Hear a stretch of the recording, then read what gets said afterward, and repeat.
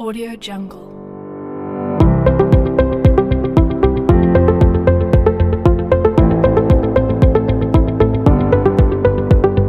Audio Jungle.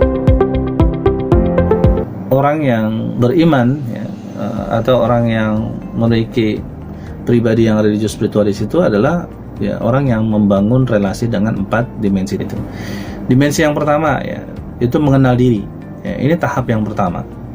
Ya. Dalam agama kita diperintahkan ya untuk bagaimana kita mengenal diri kita sebelum mengenal yang lainnya. Cuma memang persoalannya adalah bahwa kita lebih sering ya itu mengidentifikasi, mengenal ya, sesuatu di luar diri kita daripada diri kita sendiri ya. Contohnya kalau kita disuruh untuk memberikan penilaian kepada teman kita, maka kita mudah untuk menguraikan penilaian-penilaian kita kepada teman kita. Kita bisa uraikan tuh kelebihan dia apa, kekurangan dia apa, gitu kan. Tapi tatkala pertanyaan serupa itu ditujukan untuk kita, ya, bagaimana penilaian kita terhadap diri kita, apa kelebihan kita, apa kekurangan kita, maka hampir banyak orang yang tidak mampu untuk menguraikan. Gitu. Kita tidak mampu untuk bisa ya mengenal lebih jauh ya diri kita, kelemahan-kelemahan kita bahkan kita nggak bisa kenali ya. Tapi justru kita lebih mudah untuk mengenali kelemahan orang lain ya. Nah oleh karena itu maka kalau kita ingin menjadi pribadi yang religius ya, spiritual, maka tahap pertama adalah coba luangkan waktu untuk kita bisa merenung ya, memahami atau mengenal siapa diri kita yang sesungguhnya gitu. Ya, jadi sebenarnya semuanya berasal dari situ gitu ya. Kita kenali ya, siapa kita ya. Kemudian kita apakah kita punya tujuan dalam hidup ini. Sesungguhnya proses kehidupan kita mulai dari kita lahir ya sampai kemudian kita tumbuh berkembang ya, ya lalu kemudian kita ada banyak mungkin peristiwa kejadian yang kita alami ini dalam hidup kita ini, apakah itu punya makna atau tidak dalam hidup kita. Lalu kemudian setelah nanti kita dewasa ya, bahkan setelah nanti misalnya kita selesai ya dari tugas kita dalam kehidupan di dunia ini, lalu kita akan kemana lagi gitu.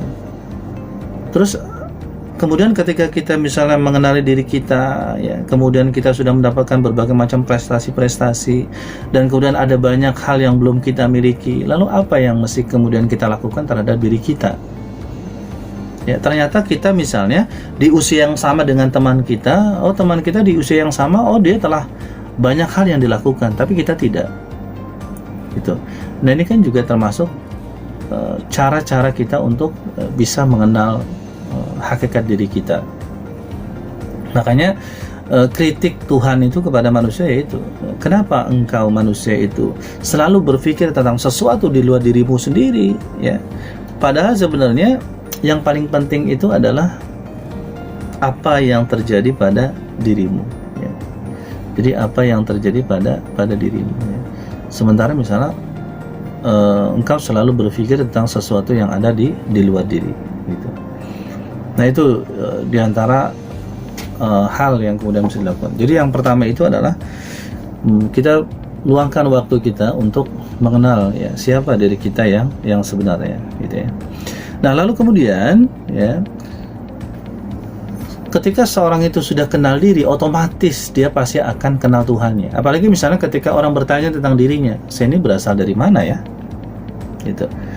Ketika pertanyaan saya berasal dari mana dan ternyata tidak ada ya, informasi yang detail ya, yang dijelaskan, yang mampu dijelaskan oleh ilmu pengetahuan, sehingga ya, mau tidak mau maka akhirnya manusia itu ketika ingin mengetahui siapa dirinya dan dari mana dia berasal, maka mau tidak mau dia harus membuka lembaran-lembaran kitab suci. Nah kalau orang sudah membuka lembaran-lembaran kitab suci, itu berarti dia kembali kepada agama. Apa kata agama tentang dirinya gitu. Karena dalam kitab suci juga dijelaskan siapa manusia, dari mana berasal, lalu peran apa yang harus dimainkan di dunia ini, peran apa yang harus dilakukan, lalu nanti setelah kehidupan di dunia ini berakhir dia mau kemana lagi. Itu hanya ada di kitab suci. Makanya kemudian ya pepatah mengatakan bahwa orang yang mengenal dirinya, dia pasti akan mengenal Tuhannya. Nah, ini benar sekali ya, bahwa pengenalan kita terhadap Tuhan itu ya itu sangat bergantung dengan pengenalan kita terhadap diri kita sendiri. Ya makanya pengenalan kita terhadap diri itu akan menuntun kita, membimbing kita, mengantarkan kita akan pengenalan kepada Tuhan. Gitu. Nah kemudian dari situlah kemudian kita mengenal siapa kita. Lalu setelah kita sudah kenal, baru kemudian tahap berikutnya kita akan mengenal siapa Tuhan kita.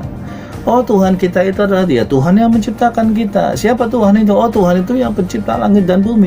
Siapa Tuhan kita itu? Oh Tuhan kita itu yang Maha Pengasih, Maha Penyayang, Maha Kasih, Maha Esa, Maha Pencipta. Oh seperti itu. Itulah gambaran manusia tentang Tuhan. Gitu. Lalu kemudian kalau misalnya kita yakin, mengimani Tuhan itu pemberi rizki, ya, bahwa kita hidup ini karena atas berkat Tuhan. Oh berarti kita manusia ini wajib untuk melakukan hubungan baik kepada Tuhan. Kita mesti tahu apa sih ya tugas kita di dunia ini ya. Dan itu yang kemudian bisa kita dapatkan lewat kita belajar agama ya. Kita tahu apa yang mesti kita lakukan. Manusia ini kan ya ibarat sebuah produk ya, produk. Yang namanya sebuah produk itu kan pasti ya, setiap kali produk itu diluncurkan, dikeluarkan, pasti disertakan buku manual ya, penggunaan produk itu, apapun produknya. Nah manusia sebagai sebuah produk itu pasti sudah barang tentu ketika Tuhan menciptakan manusia, pasti Tuhan akan membuat buku petunjuknya agar manusia itu tidak salah dalam menggunakan matanya, tidak salah dalam menggunakan telinganya, tidak salah dalam menggunakan mungkin tangannya, kakinya, hatinya dan semuanya gitu. Jadi semua sarana sudah diberikan oleh Tuhan, sarana kehidupan. Dan bagaimana cara menggunakan sarana itu? Nah, lihat kitab suci. Karena kitab suci itu adalah sebagai pedoman. Ya, sebagai pedoman bagi manusia menggunakan ya, apa yang sudah dianugerahkan oleh Tuhan kepadanya gitu. Nah itu, dan kemudian bagaimana misalnya hubungan kepada Tuhan itu bisa dijalin gitu. Itu hanya ada lewat agama gitu. Jadi manusia itu kan memang dianugerahkan oleh Tuhan itu akal ya. Tapi akal manusia ini ya ini terbatas ya. Jadi pengetahuan manusia ini terbatas. Analisa yang dilakukan oleh manusia lewat akalnya ini terbatas. Manusia itu hanya bisa menganalisis ya. Jadi sebab akibat ya. Manusia itu hanya sampai kepada kesimpulan ya dengan akalnya bahwa Tuhan itu ada. Ya. Jadi manusia dengan akalnya mampu untuk mengetahui tentang Tuhan, tahu tentang Tuhan. Dari mana? Dari fenomena alam, dari sebab akibat ya, gejala apa, dari hukum sebab akibat itu diantara hal yang kemudian sampai kemudian manusia berkesimpulan Tuhan itu ada, yakin Tuhan itu ada.